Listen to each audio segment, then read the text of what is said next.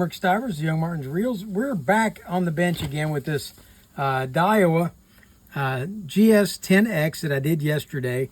I think there were some disappointed people with me, and as a matter of fact, once I went back and watched the video, I was a little disappointed with myself in what I had done.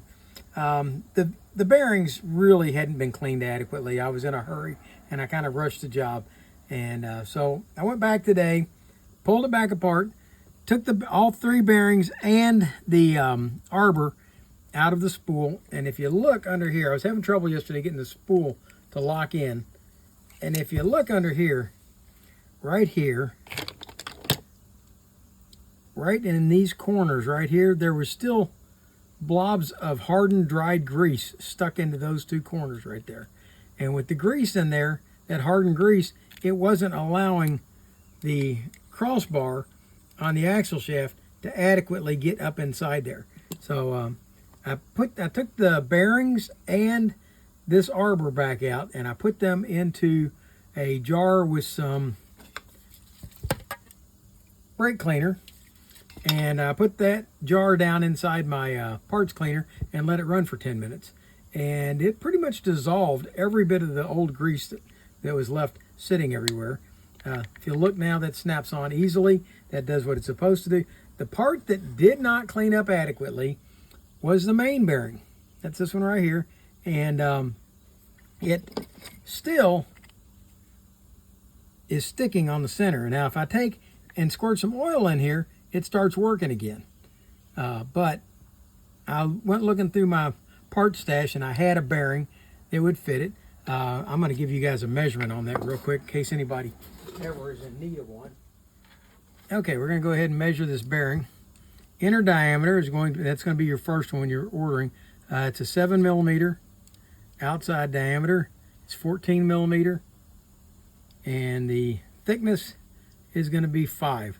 So a 7 by 14 by 5 bearing would replace this.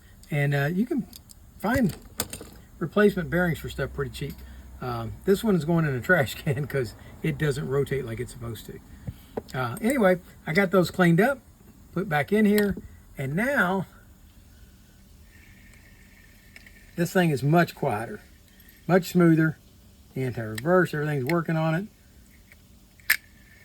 And I've got line loaded up. I put some 12-pound test on there. I'm going to be taking this out on Tuesday, as long as the weather holds, and go fishing with it. Oh, also I noticed when I was doing the video that I didn't get this plate back on straight.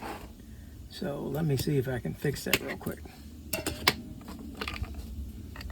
I'm going to loosen this up and see if we can get that plate to come. There we go.